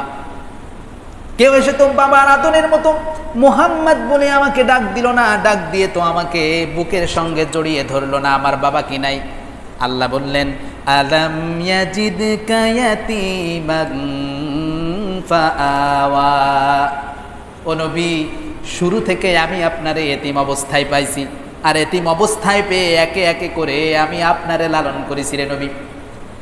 মা আমিনা যখন এই কথা শুনলেন, এই কথা শোনার পরে আম্মাজান আমিনা মুহাম্মদ সাল্লাল্লাহু আলাইহি ওয়াসাল্লামকে বুকের সঙ্গে জড়িয়ে ধরে চুমু খেতে খেতে বাড়িতে নিয়ে গেলেন। কিছুদিন পরে তারা মদিনার উদ্দেশ্যে রওনা হয়ে গেলেন। মদিনার উদ্দেশ্যে যখন আমিনা রওনা হয়ে গেলেন মুহাম্মদ সাল্লাল্লাহু আলাইহি সাল্লামকে নিয়ে, ফেরার পথে আমিনা মদিনার ভেতরে ইন্তেকাল করলেন। আগে ছিলেন বাপের এতিম, এখন হয়ে গেলেন মায়ের এতিম। মাত্র 6 বছর বয়সে বাপও নাই, তার মাও নাই। রহমতের নবী আল্লাহ রাব্বুল আলামিন বললেন, ওগো নবীজি, আমি হলাম রব্বুল আলামিন, আর আপনাকে আমি পাঠিয়েছি ওয়ামা আরসালনাকা ইল্লা রাহমাতাল লিল আলামিন। আমি হলো গোটা বিশ্বের জন্য রব, আর আপনি হলেন আমার এমন নবী গোটা বিশ্বের জন্য আমি আপনারে রহমত স্বরূপ পাঠিয়েছি। বলেন সুবহানাল্লাহ। গোটা বিশ্বের জন্য আমি আপনারে রহমত স্বরূপ পাঠিয়েছি।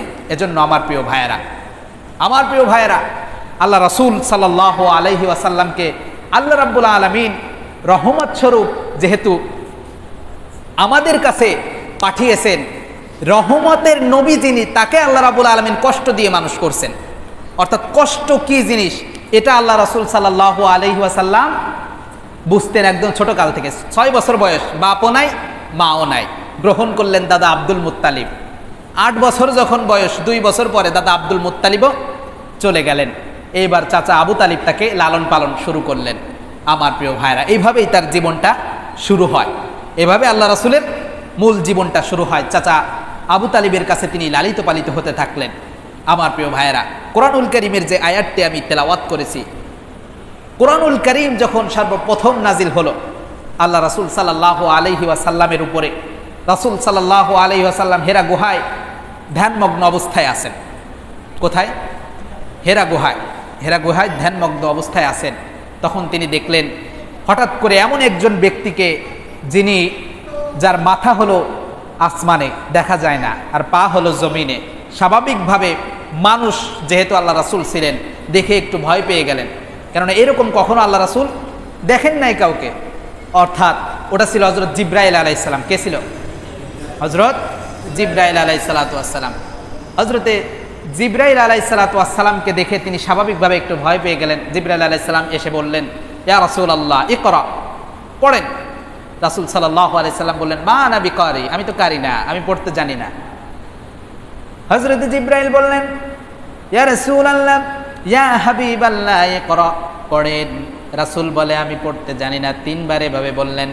হযরত জিবরাইল আলাইহিস সালাতু ওয়াস সালাম বিশ্ব নবীজি সাল্লাল্লাহু আলাইহি ওয়াসাল্লামকে বুকের সঙ্গে জড়িয়ে ধরে একটা চাপ দিলেন।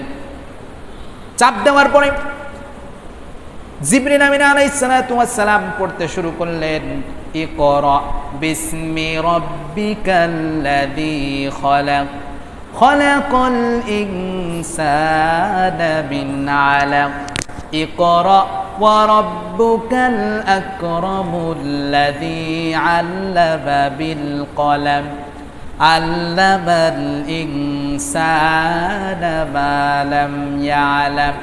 যখনই পড়তে শুরু করলো, আল্লাহ রাসূল সাল্লাল্লাহু আলাইহি ওয়াসাল্লামও পড়তে শুরু করলেন। পড়েন সুবহানাল্লাহ। আল্লাহ রাসূল সাল্লাল্লাহু আলাইহি সাল্লাম ভয়ে কাঁপতে লাগলেন। বাড়ি এসে খাদিজাকে বললেন, খাদিজা জাম্মিলুনি জাম্মিলুনি, ঢেকে দাও আমাকে, আমার জ্বর চলে আসতেছে, আমার মনে হচ্ছে আমি হয়তো বাঁচব না, আমি হয়তো আর বাঁচব না। খাদিজা রাদিয়াল্লাহু তাআলা আনহা বললেন, ইয়া রাসূলুল্লাহ, আপনি কিভাবে বলেন আপনি বাঁচবেন না? আল্লাহর কসম করে বলি, আপনার ভেতরে যে সকল সৎ গুণ বর্তমান, আপনি আত্মীয়দের সাথে সম্পর্ক ভালো রাখেন, যে সকল লোকেরা বোঝা উঠাইতে পারে না তাদের বোঝা নিজের কাঁধে করে নিয়ে পৌঁছে দেন, আপনি মানুষের কল্যাণকামী, আপনি হক প্রতিষ্ঠার কাজে কাজ করেন, আপনাকে আল্লাহ রাব্বুল আলামিন আল্লাহি লা ইউখজিকাল্লাহু আবাদা, আল্লাহ রাব্বুল আলামিন কখনোই আপনাকে অসম্মানিত করবেন না। পড়েন সুবহানাল্লাহ। চাচা আবু তালিব এবং হযরত খাদিজা রাদিয়াল্লাহু তাআলা আনহা, এনারা দুইজন ছিলেন রাসূলের বট গাছের মতো।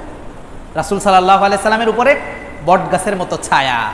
রাসূল সাল্লাল্লাহু আলাইহি ওয়াসাল্লামের যখন এই অবস্থা, তাকে ঢেকে দেওয়া হয়েছে, চাদর মুড়ি দিয়ে দিলেন, তার শীত লাগছে, খাদিজা রাদিয়াল্লাহু তাআলা আনহা তাকে নিয়ে তৎকালীন সময়ের তাওরাত এবং ইনজিলের পণ্ডিত ছিলেন খাদিজার চাচতো ভাই ওয়ারাকা বিন নাউফেল, তার কাছে নিয়ে গেলেন যে এরকম এরকম ঘটনা ঘটছে, তুমি বলো তো আসলে এই বিষয়টা কি। ওয়ারাকা ছিলেন তাওরাতেরও যেমন পণ্ডিত, আবার ইনজিল শরীফ ঈসা আলাইহিস সালামের উপরে যেই ইনজিল গ্রন্থটা নাজিল হয়েছে সেটারও পণ্ডিত ছিলেন। তিনি সব আলামত শুনে বললেন, এটা হলো নামুস, অর্থাৎ আল্লাহর পক্ষ থেকে বার্তা বাহক এক ফেরেশতা, যেটা হযরত মুসার কাছেও আসতেন, হযরত ঈসার কাছেও আসতেন, সেটাই আসছে। আর আলামত শুনে বোঝা গেল এটা কোনো সাধারণ মানুষ নয়, এটা হবে সেই তাওরাতে উল্লেখিত অথবা আপনার ইনজিলে উল্লেখিত বিশ্বনবী, যাকে সারা বিশ্বের জন্য আল্লাহ রাব্বুল আলামিন নবী করে পাঠাবেন। পড়েন সুবহানাল্লাহ। আর তিনি বললেন, আল্লাহর শপথ করে বলি, আমি যদি সেই দিন থাকতাম যেদিন তার লোকেরা তাকে মক্কা থেকে বের করে দিবে, তার নিজের গোত্রের লোকেরা, আমি অবশ্যই তাকে সাহায্য করতাম। হযরত ওয়ারাকা বিন নাউফেল যখন এই কথা বলেছিলেন, আল্লাহ রাসূল বললেন যে তার কাছে বর্ণনা করা হলো কি, আর সে বলে কি।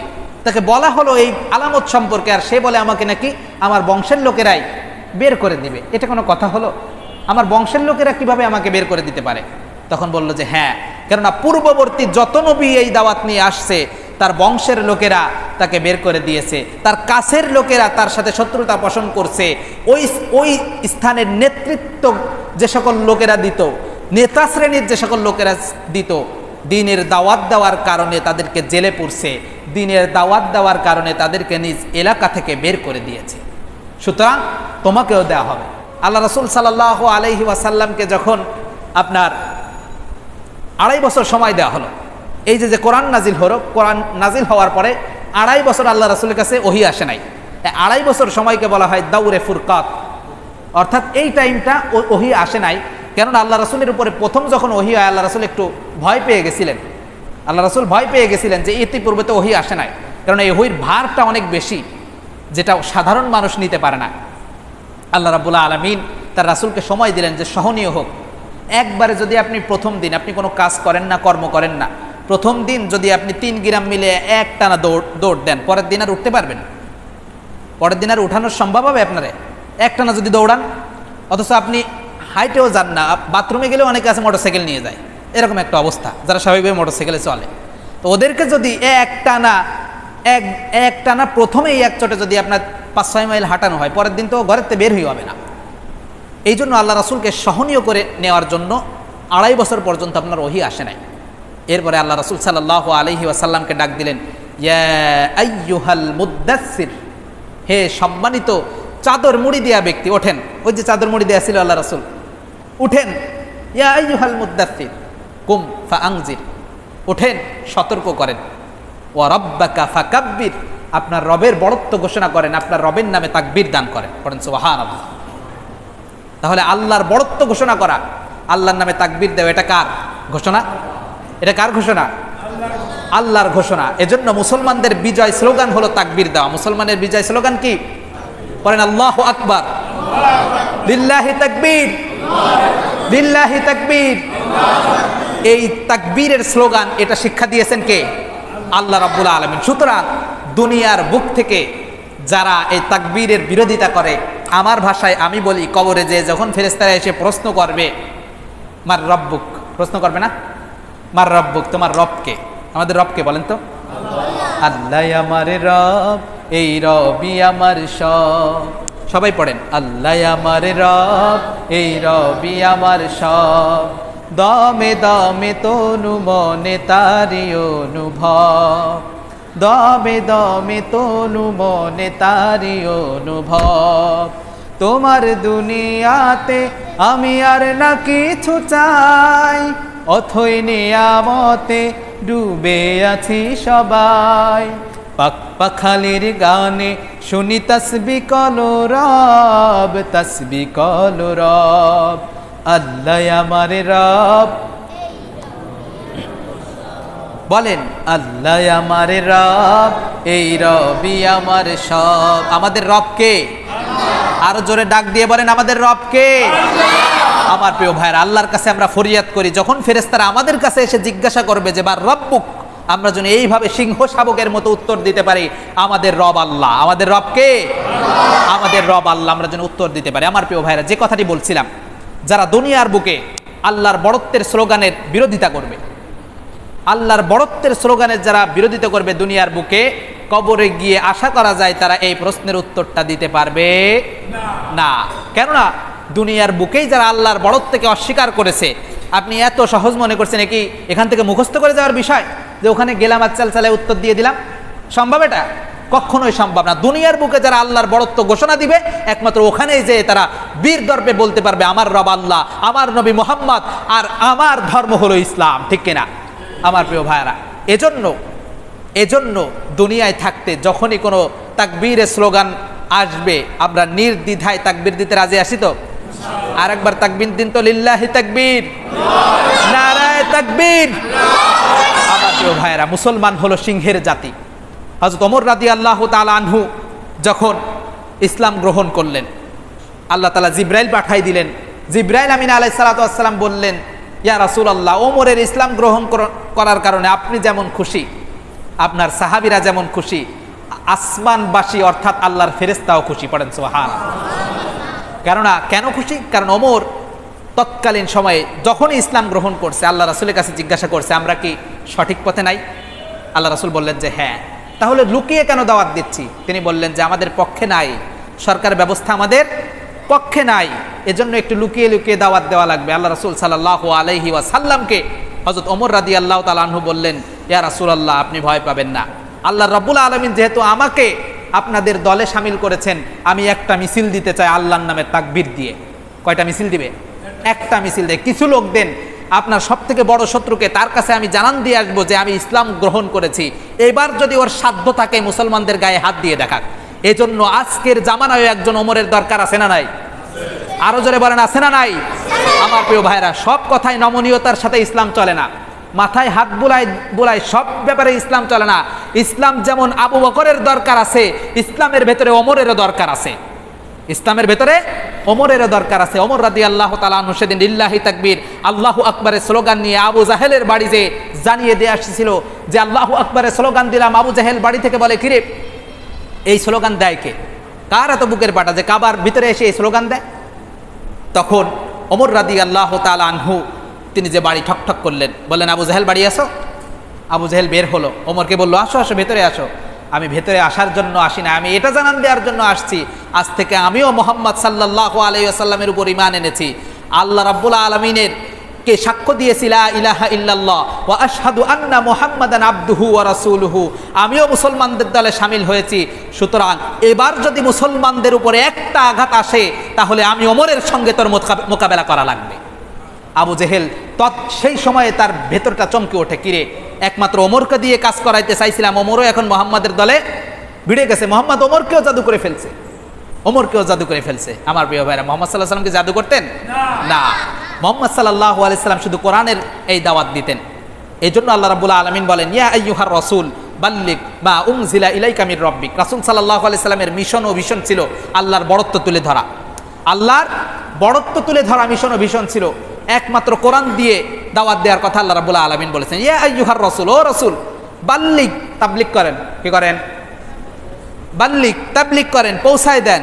মা উনজিলা ইলাইকা মির রাব্বিক, কি দিয়ে তাবলীগ করবেন? আল্লাহ তাআলা বলছে না বলে নাই?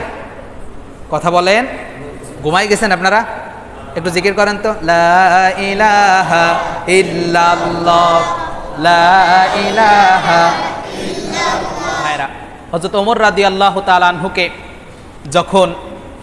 তিনি যখন ইসলাম গ্রহণ করলেন, বললেন কি আমার সঙ্গে তোমাদের মোকাবেলা করা লাগবে, মুহাম্মদ সাল্লাল্লাহু আলাইহি সাল্লামের একটা অনুসারীর গায়ে এবার হাত দিবা না, খবরদার। হযরত ওমর যখন ইসলাম গ্রহণ করলেন, সবাই কাবার চত্বরে এসে নামাজ পড়ার সুযোগ পেয়ে গেল। কাবার চত্বরে এসে নামাজ পড়ার সুযোগ পাইল। এর আগে পলায় পলায় নামাজ পড়তো, ঘরের ভিতরে লুকিয়ে, বিভিন্ন জায়গায় পাহাড়ের গুহায় লুকিয়ে নামাজ পড়তো। কিন্তু হযরত ওমর যখন ইসলাম গ্রহণ করলেন, প্রকাশ্যে দিবালোকে কাবার কোনায় দাঁড়িয়ে সালাত আদায় করতে মুসলমানরা। সবাই হিজরত যখন করে, লুকিয়ে লুকিয়ে হিজরত করেছে। আর ওমর রাদিয়াল্লাহু তাআলা আনহু ঘোষণা দিয়েছিল, ইয়া আইয়ুহান নাস, ও মানুষেরা, মক্কার মানুষেরা শোনো, ইয়াতামা ওয়ালাদুক, কে আছো এমন নিজের সন্তানকে এতিম করতে চাও? ইয়ারমিলা জাওজুক, কে আছো এমন নিজের স্ত্রীকে বিধবা করতে চাও? কে আছো এমন যে তার মায়ের কোলকে খালি করতে চাও? বুকের পাটা থাকলে যেন আমি ওমরকে বাধা দান করে। আমি ওমর মুহাম্মদ সাল্লাল্লাহু আলাইহি সাল্লামের অনুসারী হয়ে মক্কা থেকে মদিনায় হিজরত করছি। পড়েন সুবহানাল্লাহ। এজন্য একজন ওমরের দরকার আছে না নাই? একজন ওমরের দরকার আছে। আমার প্রিয় ভাইরা, রাসূল সাল্লাল্লাহু আলাইহি সাল্লামের কাছে যখনই নাজিল হলো, ইয়া আইয়ুহাল মুদ্দাসসির কুম ফাআনজির, ওঠেন, সতর্ক করেন, আপনার লোকেদেরকে আপনি সতর্ক করেন। আল্লাহ রাসূল সর্বপ্রথম টার্গেট করলেন যে তার আত্মীয় স্বজনদেরকে কি করবেন? দাওয়াত দিবেন। আল্লাহ রাসূল সাল্লাল্লাহু আলাইহি ওয়াসাল্লাম মক্কার পাহাড়ে উঠলেন। পাহাড়ে উঠে তিনি দাওয়াত দিচ্ছেন, আইয়ুহান নাস, ও মানুষেরা শোনো। আল্লাহ রাসূল যখন সকলকে একত্রিত করলেন, একত্রিত করার পরে তিনি বললেন, আমি যদি বলি এই পাহাড়ের পেছনে একদল সেনাবাহিনী তোমাদেরকে নিঃস্ব করে দেওয়ার জন্য, তোমাদেরকে ভস্ম করে দেওয়ার জন্য অপেক্ষা করছে অস্ত্র শস্ত্র নিয়ে, তোমরা কি বিশ্বাস করবা? তোমরা কি বিশ্বাস করবা? আল্লাহ রাসূলের সেই আল্লাহ রাসূল সাল্লাল্লাহু আলাইহি সাল্লামের বংশধরের অর্থাৎ মক্কার লোকেরা সেদিন বলেছিল নির্দ্বিধায় বিশ্বাস করব। আল্লাহ রাসূল বললেন যে কেন বিশ্বাস করবা? মক্কার পেছনে তো শত্রু নাই, কিন্তু বিশ্বাস কেন করবা? তারা বলেছিল যে তুমি হচ্ছ আলামিন, অর্থাৎ আমাদের ভেতরে সব থেকে একজন বিশ্বাসযোগ্য ব্যক্তি, আমাদের ভেতরে সব থেকে বিশ্বাসযোগ্য ব্যক্তি, তোমার কথা বিশ্বাস করব ছাড়া কার কথা বিশ্বাস করব? তুমি যেটা বলবা চোখ বন্ধ করে বিশ্বাস করে নিব। পড়েন সুবহানাল্লাহ। আল্লাহ রাসূল সাল্লাল্লাহু আলাইহি ওয়াসাল্লাম এই সুযোগে তিনি বললেন, আচ্ছা ঠিক আছে, সেই আমি তোমাদেরকে বলছি, তোমরা পড়ে নাও লা ইলাহা ইল্লাল্লাহ মুহাম্মাদুর রাসূলুল্লাহ, যে একমাত্র আমি আল্লাহর রসুল এবং আল্লাহ ছাড়া আর কোনো ইলাহ নাই, এটা তুমি পড়ে নাও। আল্লাহ রাসূল সাল্লাল্লাহু আলাইহি ওয়াসাল্লাম যখন এই ঘোষণা দিলেন, তার সব থেকে কাছের লোক, ওই যে যেই চাচা এইভাবে ইঙ্গিত দিয়ে দাসী মুক্ত করে দিছিল, ওই চাচাই তার উপরে সর্বপ্রথম ঢিল নিক্ষেপ করলো। পড়েন নাউজুবিল্লাহ। আবু লাহাব ঢিল নিক্ষেপ করলো আর বলল, তাব্বালাকা ইয়া মুহাম্মদ আলি হাযা জামাআতানা, ধ্বংস হও মুহাম্মদ, তুমি এই জন্য আমাদেরকে এক জায়গা করছো। একটু আগে বললো কি, তুমি যা বলবা বিশ্বাস করব। যেই এবার বলছে লা ইলাহা ইল্লাল্লাহ, সেই অমনি কি করছে? ঢিল মারা শুরু, সেই অমনি আঘাত করা শুরু। আমার প্রিয় ভাইরা, আমি আপনাদের কাছে প্রশ্ন রাখতে চাই, আমার বাংলার বুকে যদি আপনি সংসদ ভবনের সামনে গিয়েও যদি পড়েন লা ইলাহা ইল্লাল্লাহ, লা ইলাহা ইল্লাল্লাহ, এরকম যদি পড়েন, আপনারা কেউ জেলে দিবে? কেউ জেলে দিবে না। বরং যদি আপনার পোশাক ঠিক থাকে, জুব্বা যদি একটু লম্বা থাকে, টুপি যদি একটু উঁচু থাকে, হাতে যদি একটা তসবিহ থাকে, ওই জায়গায় একটা মাজার দিয়ে আপনারা সে জায়গার পীর বানায় দেবে। বাংলাদেশের বর্তমান প্রেক্ষাপট এটা। কেন বলেন তো?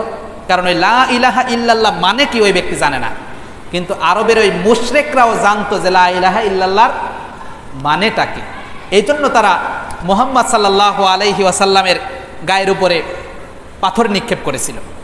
আর যখনই পাথর নিক্ষেপ করা হলো, আল্লাহ রাব্বুল আলামিন নাজিল করলেন কি, তাব্বাত ইয়াদা আবি লাহাবি ওয়া তাব মা আগনা আনহু মালুহু ওয়া মা কাসাব সায়াসলা নারান যাতা লাহাবি ওয়া ইমরাআতুহু হাম্মালাতাল হাতাব ফি জিদিহা হাবলুম মিন মাসাদ।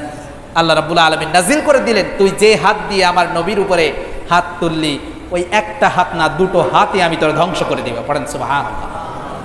আল্লাহ রাসূলের বিধানের উপরে, আল্লাহ রাসূলের উপরে একটা হাত তুলে আল্লাহ কয়টা হাত ধ্বংস করেন? দুইটা হাত। এজন্য আমার প্রিয় ভাইয়েরা, এখান থেকে শিক্ষা হলো, আল্লাহ রাব্বুল আলামিন তার রাসূলের মাধ্যমে যে বিধান আমাদের কাছে পাঠিয়েছেন, ওই বিধানের উপরে কেউ যদি কোনো কথা বলে, আল্লাহ রাব্বুল আলামিন তাকে টিকতে দিবেন না। বিধানের উপরে যদি কেউ কথা বলে, আমি আপনাদের সামনে একটি আয়াত তেলাওয়াত করেছি, দুটি আয়াত তেলাওয়াত করেছি। ওই যে সর্বপ্রথম একটু আলোচনা গুছিয়ে নিলাম। আল্লাহ বলছেন, ইউরিদুনা লিইউতফিউ নূরাল্লাহ, পৃথিবীর বুকে যত কাফের আসছে আর আসবে, এই সকল আবু জাহেলেরা চায়, আবু লাহাবেরা চায়, বা আবু জাহেলের উত্তরসূরি যারা বাংলার বুকে কিংবা ইন্ডিয়ায় কিংবা পাকিস্তানে বা সারা বিশ্বের বুকে এখনো আছে, ওরা চায় লিইউতফিউ নূরাল্লাহি বিআফওয়াহিহিম, মুখের ফুৎকারে ইসলামকে নিভিয়ে দিবে। ওরা মুখের ফুৎকারে ইসলামকে নিভিয়ে দিতে চায়, কিন্তু আল্লাহ রাব্বুল আলামিন বলেন আল্লাহু মুতিম্মু নূরিহি, আমি আমার ইসলামকে, আমি আমার এই মনোনীত জীবন ব্যবস্থাকে নিজেই পরিপূর্ণতা দান করেছি। পড়ে সুবহানাল্লাহ। অর্থাৎ এই ইসলামকে নিভিয়ে দেওয়ার মতো শক্তি পৃথিবীর বুকে অন্য কারোর ছিল না এবং থাকবেও না। আমরা দেখতে পাই, ইতিহাস সাক্ষী, পৃথিবীর বুকে যত ফেরাউন আসছে, যত নমরুদ আসছে, এই বাহিরে তোমরা কথা বলো কেন? বাহিরে কথা বলো না। পৃথিবীর বুকে যত ফেরাউন আসছে, যত বড় বড় শাসক আসছে, যারা আল্লাহ পাকের বিরুদ্ধে সংগ্রাম করেছে, আল্লাহর দ্বীনের বিরুদ্ধে যারা সংগ্রাম করেছে, আল্লাহ রাব্বুল আলামিন ওদেরকে ধ্বংস করে দিয়েছেন, নাস্তানাবুদ করে দিয়েছেন। যারা আপনারা হজে গিয়েছেন তারা বিভিন্ন আলামত দেখে আসছেন যে আসলে আল্লাহ পাক রব্বুল আলামিন কিভাবে তাদেরকে ধ্বংস করে দিয়েছেন। আমার প্রিয় ভাইয়েরা, আল্লাহ বলছেন ইউরিদুনা লিইউতফিউ নূরাল্লাহি বিআফওয়াহিহিম ওয়াল্লাহু মুতিম্মু নূরিহি ওয়ালাউ কারিহাল কাফিরুন। কাফেররা যদিও অস্বীকার করে, কাফেররা যদিও অপছন্দ করে, এরপরে আল্লাহ রাব্বুল আলামিন তার আলো, তার ইসলামকে তিনি উজ্জীবিত রাখবেন আর বাকি সব কিছুকে তিনি ধ্বংস করে দিবেন। পড়েন সুবহানাল্লাহ। আমার প্রিয় ভাইরা, এরপরে আল্লাহ বলছেন হুয়াল্লাযী আরসালা রাসূলাহু বিল হুদা। এবার আমরা প্রশ্ন করলাম, এই যে রাসূলের সিরাত আলোচনা, রাসূলের সিরাত সম্পর্কে যে আলোচনা আমরা কেন শুনবো, বা কেন আমরা রাসূলের জীবন আদর্শ মানবো, বা রাসূলের কোন আদর্শটা আমরা মানবো, আল্লাহ এখানে একটা আয়াতের ভিতরে ক্লিয়ার করে দিচ্ছেন। আল্লাহ বলছেন হুয়াল্লাযী আরসালা রাসূলাহু বিল হুদা ওয়া দীনিল হাক্কি লিইয়ুযহিরাহু আলাদ-দীনি কুল্লি ওয়ালাউ কারিহাল মুশরিকুন। আল্লাহ পাক রব্বুল আলামিন বলছেন হুয়াল্লাযী আরসালা রাসূলাহু বিল হুদা, আমি আমার প্রিয় হাবিব সাল্লাল্লাহু আলাইহি সাল্লামকে গোটা বিশ্বের কাছে এক অমীয় বাণী নিয়ে প্রেরণ করেছি। বিল হুদা অর্থাৎ কোরআন দিয়ে। কি দিয়ে? কোরআনের এক নাম হলো হুদা। আল্লাহ বলছেন বিল হুদা ওয়া দীনিল হক, এবং দ্বীনে হক অর্থাৎ ইসলাম নিয়ে পাঠিয়েছি। আল্লাহ রাব্বুল আলামিন তার হাবিবকে দুইটা জিনিস নিয়ে পাঠাইছে, একটা হলো কোরআন আর একটা হলো কি? ইসলাম। এজন্য আল্লাহ বলছেন হুয়াল্লাযী আরসালা রাসূলাহু বিল হুদা ওয়া দীনিল হাক্কি লিইয়ুযহিরাহু আলাদ-দীনি কুল্লি। কেন পাঠাইছি? কারণ এই কোরআন দিয়ে, এই ইসলাম দিয়ে গোটা বিশ্বের বুকে যত মতবাদ আছে, গণতন্ত্র, সমাজতন্ত্র, পুঁজিতন্ত্র, যত মতবাদ আছে, সব মতবাদের উপরে যেন আল্লাহ রাসূল ইসলামকে বিজয়ী করেন, এই ইসলামকে বিজয়ী করার উদ্দেশ্যেই কেবল আল্লাহ রাসূলকে প্রেরণ করা হয়েছে। কিন্তু দুঃখজনক হলেও সত্য, আমরা কেবল আল্লাহ রাসূল সাল্লাল্লাহু আলাইহি ওয়াসাল্লামের জন্য ওই যে আমি বললাম না মিলাদুন নবী না সিরাতুন নবী, মিলাদ পড়ে জিলাপি খায়ে এই পর্যন্ত শেষ। মিলাদ পড়ে জিলাপি খায়ে এই পর্যন্ত কি শেষ? আর আল্লাহ রাসূলের জীবনী কিছু নাই। কিন্তু আল্লাহ রাসূলের একমাত্র উদ্দেশ্য ছিল ইসলামকে বিজয়ী শক্তি হিসেবে পূর্ণতা দান করা। আল্লাহ রাসূলের একমাত্র মিশন ও ভিশন ছিল। এজন্য আল্লাহ রাসূল সাল্লাল্লাহু আলাইহি ওয়াসাল্লাম যখন মদিনাতে যান, মদিনাতে যাওয়ার পরে আল্লাহ রাসূল রাষ্ট্রপ্রধান হলেন। কি হলেন? রাষ্ট্রপ্রধান হলেন। ইসলাম ততক্ষণ পর্যন্ত পরিপূর্ণতা পায় না যতক্ষণ না ইসলাম রাষ্ট্রে যায়। কেননা সব জিনিস কিন্তু ওয়াজ করে হয় না, ওয়াজ করে সব জিনিস হয় না আমার প্রিয় ভাইয়েরা। কেননা আপনি আমি ওয়াজ করব একটা বিষয়ে, কিন্তু সরকার যদি সংসদে একটা আইন পাশ করে ফেলে, সারা বছর ওয়াজ করলে কাজ হবে? আপনারা জানেন মদ হারাম করা হয়েছে এটা কত আগে? 1450 বছর আগে কোরআন দিয়ে আল্লাহ রাব্বুল আলামিন মদকে হারাম করে দিয়েছেন। কিন্তু বাংলার জমিনে এমনও ঘটনা ঘটেছে, সংসদের বুকে দাঁড়িয়ে এমনও কুলাঙ্গারের জন্ম বাংলার জমিনে হয়েছে। আল্লাহ রাব্বুল আলামিন যেই মদকে হারাম করেছেন, ওরা ক্ষমতা পেয়ে সংসদে দাঁড়িয়ে সেই মদকে ওরা হালাল ঘোষণা দিয়ে বাংলার ছেলেপেলেদেরকে নষ্ট, মাতাল, গাঁজাখোর বানানোর জন্য চেষ্টা করেছে।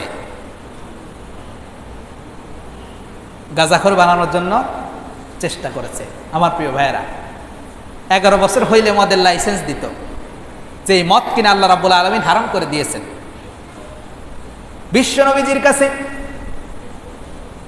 মক্কা বিজয়ের পর এক ব্যক্তি এসে আরজ করল, ইয়া রাসূলুল্লাহ, ইয়া হাবিবাল্লাহ, কুরাইশ বংশের এক মহিলা চুরি করেছে, নাম তার ফাতেমা। নাম কি? নাম তার ফাতেমা। কুরাইশ বংশের এক মহিলা চুরি করেছে, নাম তার ফাতেমা। এখন তার বিরুদ্ধে কি আইন করা হবে? বিশ্ব নবীজি বললেন, কুরআনুল কারীমে আল্লাহ রাব্বুল আলামিন যে বিধান দিয়েছেন সেই বিধান কার্যকর হবে। কুরাইশ বংশের লোক বুঝি না, মদিনার লোক বুঝি না, আল্লাহর বিধান যেখানে আসবে সেই বিধান কার্যকর হবে। মক্কার বুকে ঘোষণা ছড়িয়ে গেল, কুরাইশ বংশের ওই মহিলা, তার হাতকে কেটে দেওয়া হবে, যেহেতু সে চুরি করছে। চুরি করার বিধান হলো যে চুরি করবে সবার সম্মুখে রাষ্ট্র এসে তার হাতকে কেটে দিবে সবার সামনে, যাতে অন্যদের শিক্ষা হয়ে যায়। বিশ্বনবীজির কাছে তৎকালীন সময়ের সম্ভ্রান্ত লোকেরা হযরতে ওসামা বিন জায়েদ বিন হারিসার পুত্র ওসামা বিন জায়েদকে পাঠালো, বলল, যাও তোমার নানার কাছে গিয়ে বলো এই মহিলা হলো মক্কার শ্রেষ্ঠ বংশের মহিলা, যদি কোনো ব্যবস্থা থাকে টাকা পয়সা দিয়ে আমরা একটু বিচারটাকে হালকা করতে চাই। আমার প্রিয় ভাইরা, আপনাদের কাছে প্রশ্ন রাখতে চাই, বর্তমানে বাংলার জমিনেও টাকা পয়সা দিয়ে বিচার ঘুরিয়ে দেওয়ার রীতি আছে না নাই? আছে, আছে, অনেক আছে। অর্থাৎ দুর্বল যদি কোনো ব্যক্তি হয় তার পক্ষে বিচার যায় না। কিন্তু আল্লাহ রাসূল কি ন্যায় বিচারক? আল্লাহ রাসূল বিচার করতেন কি দিয়ে? কোরআন দিয়ে। তারা চিন্তা করছে যেহেতু কোরআন আল্লাহর রাসূলের উপরে নাজিল হয়েছে, আর আল্লাহ রাসূল যেহেতু বিচার করেন, আল্লাহ রাসূল কোন রকম ঘুরে যদি বিচারটা একটু ঘুরাই দিতে পারেন, তারা তাই ভাবছে। উসামা বিন জায়েদকে পাঠানো হলো। উসামা বিন জায়েদ গিয়ে বলল, নানু ভাই, যেই মহিলার ব্যাপারে হাত কাটার বিধান জারি হয়েছে ওই মহিলাকে কি ক্ষমা করা যায় কিনা? ওরা জরিমানা দিতে প্রস্তুত, টাকা পয়সা দিবে, বিধানটা একটু ঘুরিয়ে দেওয়া যায় কিনা? বিশ্বনবীজি রাহমাতাল লিল আলামিন এই কথা শোনার সঙ্গে সঙ্গে চোখগুলো বড় বড় হয়ে গেল। আল্লাহ রাসূল সাল্লাল্লাহু আলাইহি সাল্লাম ওসামাকে বললেন, ও ওসামা, তোমার কাছে যে সকল নাদান ব্যক্তিরা এই কথা বলে পাঠিয়েছে, ওরা কি আল্লাহর বিধানের উপরে আমি নবীকে চড়াও হতে বলে নাকি? আল্লাহ রাব্বুল আলামিন কুরআনুল কারীমের মাঝে যেই বিধান দিয়ে দিয়েছেন, আমি নবী আমার কোনো অধিকার নাই আল্লাহর বিচারকে আবার কাস্টমাইজ করে ওটাকে ঠিক করার। আল্লাহ যে বিধান দিয়েছেন আল্লাহ রাসূল হুবহু ওই বিধানগুলো পালন করতেন। ওখানে নিজে মাতব্বারি করে কোনো কিছু আল্লাহ রাসূল লাগাইতো না। কিন্তু বর্তমানে আমরা আমাদের নিজের অনুসারে কোরআনকে পাল্টানোর চেষ্টা করি, অর্থাৎ নিজের যেটুকু ভালো মনে হয় ওটুকু রাখি আর বাকিটুকু ঢেকে রাখি, এরকম একটা অবস্থা। বিশ্বনবীজি রেখে গেলেন, ওসামাকে বললেন, ওসামা শুনে রাখো, আমাকে কি সেই সকল বিচারকদের মতো পেয়েছো নাকি তোমাদের পূর্বের লোকেরা যখন গরিব দুঃখীরা অপরাধ করত, গরিব দুঃখীদের উপরে তারা বিধানকে চাপিয়ে দিত, ওদের উপরে চুরির বিধান, হত্যার বিধান, জিনার বিধান সবকিছু ওরা পালন করত। আর যখন কোনো ভালো বংশের লোকরা কোনো বিধান লঙ্ঘন করত, টাকা পয়সা দিয়ে বিচার তারা ঘুরাই দিত। কিন্তু আমি হলাম ন্যায় বিচারক হিসেবে আসছি তোমাদের কাছে। আল্লাহ রাব্বুল আলামিন গোটা বিশ্বের জন্য ন্যায় বিচারক হিসেবে আমি নবীকে পাঠিয়েছেন। আল্লাহ রাব্বুল আলামিনের বিধান হলো চুরি করলে হাত কেটে দাও।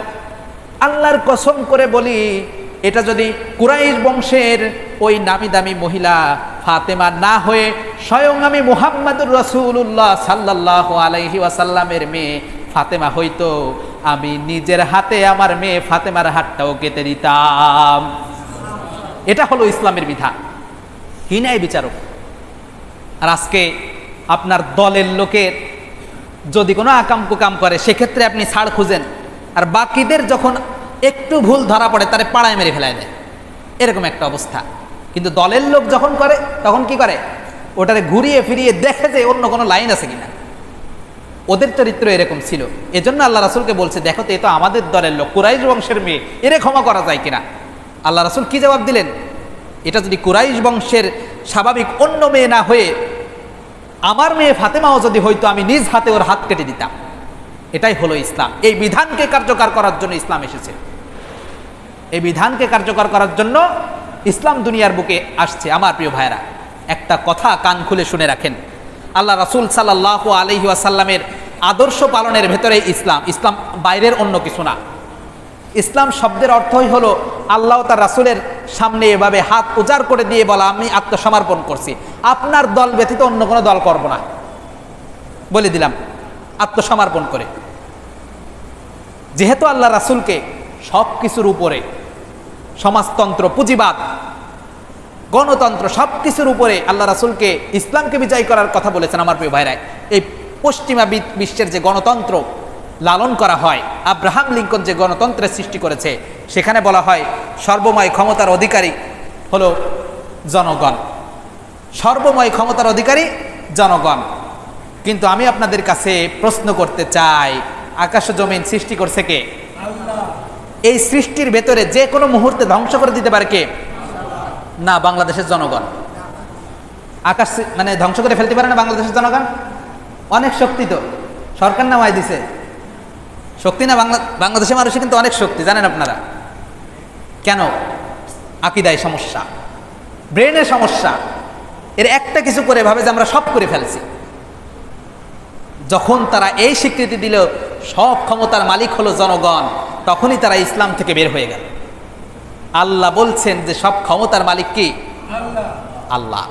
লাহু মুলকুস সামাওয়াতি ওয়াল আরদ, আসমান জমিন এবং আসমান ও জমিনের মাঝে যত জায়গা আছে সব জায়গার রাজত্ব, সব জায়গার ক্ষমতার মালিক একমাত্র আল্লাহ। এটা যে বিশ্বাস করবে না, ও মুসলমানই থাকবে না, ও মুসলমান থাকবে না। আমার প্রিয় ভাইরা, আল্লাহ রাসূলের আদর্শ ছিল ইসলামকে রাষ্ট্রীয় শক্তিতে পরিণত করে সেখান থেকে আইন প্রণয়ন করে ইসলামকে বিজয়ী করা। আমি আপনাদের কাছে প্রশ্ন রাখতে চাই, যখন মসজিদে আপনারা নিয়োগ দেন, গতকালকে আমি বলতেছিলাম, মসজিদে যখন আপনারা নিয়োগ দেন, ইমাম যখন নিয়োগ করেন, কি করেন? চুল বাবড়ি আছে কিনা, ঠিকমতো গোসল করে কিনা, দাঁত সাদা না কালো, বিভিন্ন বিষয়, বউ ছেলে মেয়ে আছে কিনা, পরিবার নিয়ে এখানে থাকবে না ওইখানে থাকবে, আদৌ এখানে ব্যাচেলার দিন কাটাবে কিনা, কত কিছু শুনেন। মানে ঠিকঠাক আছে কিনা সব। বেতন দেবেন কত? 5,000। বেতন কত? 5,000। লোক কয়জন এই মসজিদে? জুমায় লোক হয় কত বলেন? 1,000। ধরলাম 2,000। 2,000 লোকের ইমাম নেওয়ার জন্য 2,000 ধরা যায় না, কেননা জুমার মুসল্লিরা স্বাভাবিকভাবে ওদেরকে মুসল্লি হিসেবে গণ্য করা যায় না। মুসল্লি মূলত 5 ওয়াক্তের মুসল্লিরাই, কারণ আল্লাহ রাব্বুল আলামিন 1 ওয়াক্তের বিনিময়ে কাউরে গণ্য করবেন না। 1 ওয়াক্তের বিনিময়ে যদি জান্নাত হইতো, তাহলে আমরা হুজুররাই আগে শর্টকাট রাস্তা খুঁজতাম, কেননা যারা এই সম্পর্কে বেশি জানে ওরাই তো শর্টকাটে সফলতা হইতে চায়। একজন ভালো মেকানিক, যার সে একটা মোটরসাইকেল বা একটা কোনো গাড়ি দেখলে বলে দিতে পারে আহামরি কোনো সমস্যা নাই, একটা নাট টাইট দিলেই হয়ে যাবে, সে কি ওই গামছা পরে কোনো রকম কাঁচা দিয়ে সারা গাড়ি পরিষ্কার করবে? একটা মাত্র নাট টাইট দিয়ে দেবে, গাড়ি ঠিক, 5,000 টাকা দেবে, শর্টকাট রাস্তা ধরবে। এজন্য 1 ওয়াক্ত নামাজ পড়ে শুধুমাত্র জুমার মুসল্লি হাজিরা দিয়ে যদি জান্নাতে যাওয়া যায়, তাহলে এটা আলেমরাই করত। সুতরাং আমরা ধরতে পারি যে এই যে 3-4 কাতার যে লোক হয়, 400-500 লোকের ইমাম খুঁজতে যায়, ইমাম সাদা না কালো, ইমামের বাবড়ি আছে, ইমামের টুপি কি লম্বা নাকি 5 কল্লি, ইমামের দাড়ি লাল না কালো, বউ ছেলে মেয়ে আছে কিনা, এত কিছু জিজ্ঞেস করেন। আর পুরো রাষ্ট্রটা যে ইমামের কাছে তুলে দিচ্ছেন, যে ইমামের কাছে আপনার মূল্যবান, ইমাম মানে কিন্তু নেতা, ইমাম মানে কি? মসজিদের ইমাম না। যত জায়গা কোরআনের আয়াত আসছে, যত জায়গা হাদিস আসছে, সব জায়গায় ইমাম মানে নেতা হিসেবে ব্যবহার করা হয়েছে, মসজিদের ইমাম না। এই মসজিদের ইমাম বলা হয় মানে তার কমান্ড আমরা ফলো করি। আল্লাহু আকবার যখন দেয় তখন আমরা এরকম আপনার সানাবাদী, আল্লাহু আকবার যখন দেয় আমরা রুকুতে যাই, আবার আল্লাহু আকবার দিলে সেজদায় চলে যায়, তার কমান্ড ফলো করি, সে আমাদের নেতা, এই জন্যই তাকে ইমাম বলি। আমার প্রিয় ভাইরা, আল্লাহ রাসূল সাল্লাল্লাহু আলাইহি সাল্লামকে নেতা হিসেবে পাঠানো হয়েছিল। আর যে কথাটা আমি বলতেছিলাম, 400-500 লোকের ইমাম বানাইতে যে আপনি যদি এত কিছু চেক করেন তাকে, আর পুরো রাষ্ট্রটা যার কাছে তুলে দিচ্ছেন, একবারও খোঁজ নিলেন না সে লোকটা আদৌ নামাজ পড়ে কিনা। আপনি তত্তর করে যাই ভোট কেন্দ্রে যাই ভোটটা দিয়ে দিলেন। আল্লাহ রাব্বুল আলামিনের কাছে গিয়ে আপনাকে প্রশ্ন করা হবে আসলেই দুনিয়ার বুকে আপনি মুসলমান ছিলেন কিনা। এত ছেলে খেলা না। মসজিদে আসলাম, সুবহানাল্লাহ, আলহামদুলিল্লাহ, আল্লাহু আকবার, 5 ওয়াক্ত নামাজ পড়লাম, আর সুর করে জান্নাতে চলে গেলাম। জান্নাত কি মুয়া? আল্লাহ রাব্বুল আলামিন বলছেন আফা হাসিবিতুম আন্নামা খালাকনাকুম আবাসা, তোমরা এটা ধারণা করো না শুধু শুধু তোমাদেরকে আমি পৃথিবীর বুকে সৃষ্টি করেছি। সূরা নামলের ভেতরে আল্লাহ রাব্বুল আলামিন বলছেন আহাসিবান নাসু আইয়ুতরাকু আইয়াকুলু আমান্না ওয়া হুম লা ইফতানুন, মানুষেরা কি ধারণা করে নিয়েছে যে আমি তাদেরকে পরীক্ষা করব না? এসে বলবে আমি জান্নাতে যাইতে চাই, আর আমি বলবো ওই যে জান্নাত, চলে যাও, এরকম একটা অবস্থা না। যারা মুসল্লি আছেন কান করে শুনে রাখেন আমার প্রিয় ভাইয়েরা, আল্লাহ রাসূল সাল্লাল্লাহু আলাইহি ওয়াসাল্লাম আমাদেরকে শিখিয়ে গিয়েছেন আমরা পারিবারিক জীবনে কেমন কি করব, ব্যক্তি জীবনে কেমন কি করব, সামাজিক জীবনে সমাজকে মেইনটেইন করে কিভাবে চলব, রাজনৈতিক জীবনে নেতৃত্ব আমরা কিভাবে দিব, যুদ্ধ সামরিক জীবনে আমরা যুদ্ধের ফয়সালা কিভাবে করব, সমাজনীতি অর্থনীতি সব কিছু আল্লাহ রাসূল দেখাই গেছেন না? আর এই সব কিছুর নাম হলো ইসলাম। সব কিছুর নাম কি? আরো জলে বলেন, সব কিছুর নাম কি? ইসলাম। আমার প্রিয় ভাইয়েরা, এই সব কিছুর নাম হলো ইসলাম। শুধুমাত্র নামাজ, রোজা, হজ, যাকাত এতটুকুর নাম ইসলাম না। আগের দিন এখানে হাদিস পড়তেছিলাম, ওই যে বুনিয়াল ইসলামু আলা খামস, শাহাদাতু আল্লা ইলাহা ইল্লাল্লাহ ওয়া আশহাদু আন্না মুহাম্মাদান আবদুহু ওয়া রাসূলুহু ওয়া ইকামিস সালাহ ওয়া ইতাইজ যাকাত ওয়া সাওমি রমাদান। এই যে পাঁচটা যে ভিত্তি আছে মোট, লা ইলাহা ইল্লাল্লাহ পড়া, নামাজ পড়া, রোজা রাখা, হজ করা, যাকাত দেওয়া। আমরা মনে করি কি এই পাঁচটা করলে ইসলাম। হাদিসের প্রথম ভাষা আমাদের বোঝা দরকার, জানা দরকার। আল্লাহ বলছেন ইসলামের পাঁচটা খুঁটি আছে। কি আছে? খুঁটি আছে। এখন আপনাদের কাছে প্রশ্ন করি, এই ঘরের কয়টা খুঁটি? কয়টা খুঁটি দেখেন? দুইটা খুঁটি। এই দুইটা খুঁটি বানানোর পরে কি বাইতুল সালাম মসজিদ হয়ে গেছে নাকি? ইট দেওয়া লাগছে, প্লাস্টার করা লাগছে, ছাদ দেওয়া লাগছে, লাইট লাগানো লাগছে, টাইলস লাগানো লাগছে, এরপরে মসজিদ হয়েছে। ওই নামাজ, রোজা, হজ, যাকাত পাঁচটা যে বিষয়, এগুলো করলে কেবল ইসলামে আপনি প্রবেশ করলেন, এইমাত্র ইসলামে প্রবেশ করলেন। আর যখনই আপনি আল্লাহ রাসূল সাল্লাল্লাহু আলাইহি সাল্লাম যেভাবে সমাজে চলতেন, এই জন্য বললাম সিরাত, মিলাদ না। মিলাদুন নবী আমাদের আদর্শ না, সিরাতুন নবী আমাদের আদর্শ। এজন্য বললাম সিরাতুন নবী আমাদের আদর্শ।